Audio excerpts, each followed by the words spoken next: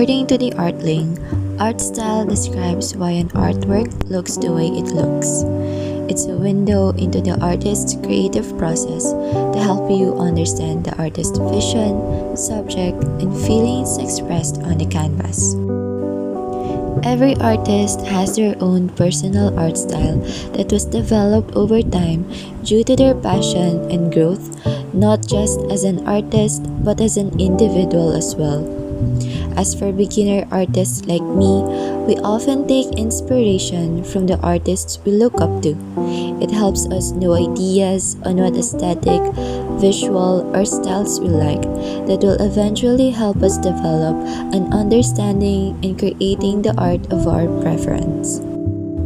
Cecile Yadro, a French artist I watch on YouTube, pointed out that our own art styles are already instilled in us. It's just like a big blob in our heads. We just don't know how to bring it out to the world. And through one of her videos, it inspired me to make this first art vlog and share with you my journey in finding my personal art style.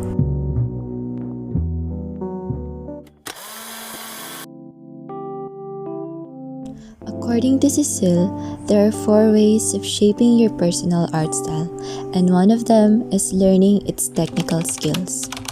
Drawing has always been my salvation, as corny as it may sound, but it really does. It saved me from countless boredom and overwhelming thoughts. But since when did I start doing drawings? It started long ago. And here's a baby D who ruined her own photo by scribbling lines on it, thinking it was a blank canvas. Then, from a simple lines, it turned to something more. I started exploring doing anime-style drawings to poster kinds, then back to anime but more on the chibi side of style. Little did I know that from these moments of boredom and hobby, I am already honing my technical skills on my own.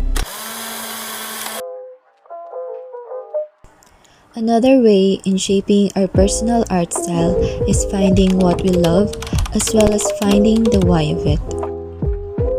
There are a lot of platforms nowadays where we could find inspiration, like Google, Pinterest, and Instagram. But for me, I was able to find my desired art style through Instagram.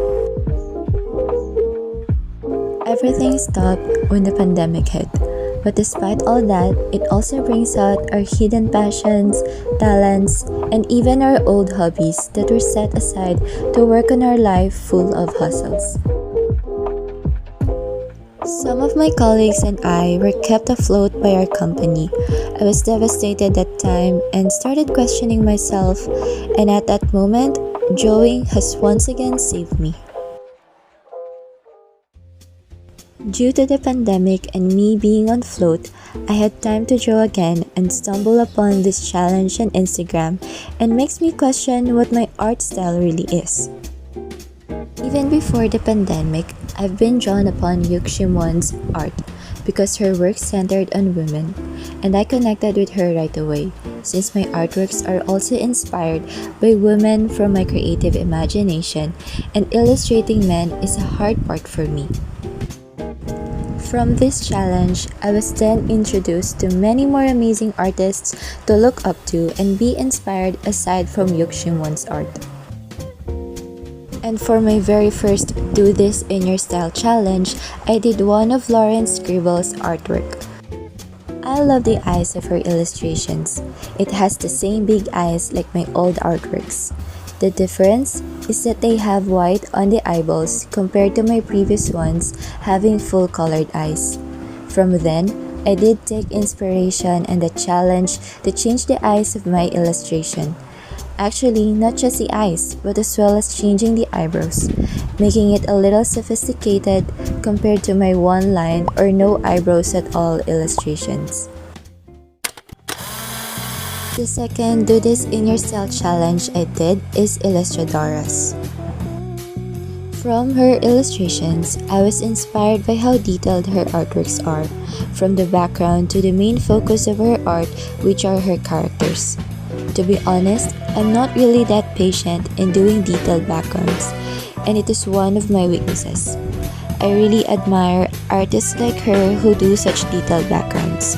She has this one post where she compares having texture on illustrations and not having one, and from that, I fell in love and learned at the same time that having textures on your illustrations makes your drawings more alive.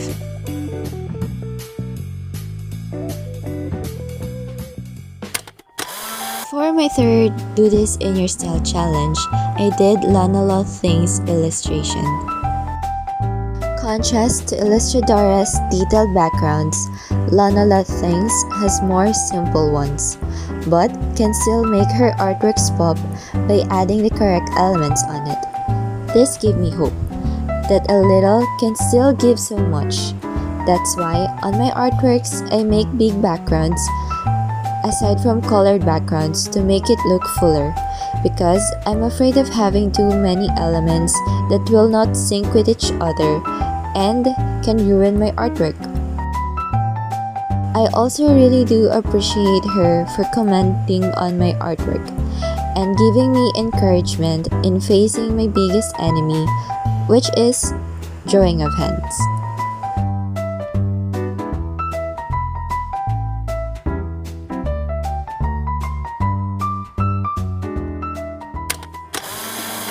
Now that we have finally found the styles and the visuals that we love and the reason for it, as well as learning the technical skills needed, all we need now is to apply and integrate them in our art. I now have a new Instagram account that is now mainly for my shop and my new artworks. I've also been using the things that I've learned on my new artworks digitally and traditionally. You might be wondering if I'm already all good with my style. I could say I am, but that doesn't mean I should stop exploring and improving my crafts. There is still a lot to learn and to explore for me. Art is like a universe. It's so vast and can seem endless. But despite that, I'll still stick with what style I have right now and just focus on things that need to improve. Hope you guys have fun on my first art vlog. If you did like this one, please don't forget to like and subscribe, and do also follow me on my socials for more update and more artworks. See you on my next art vlog.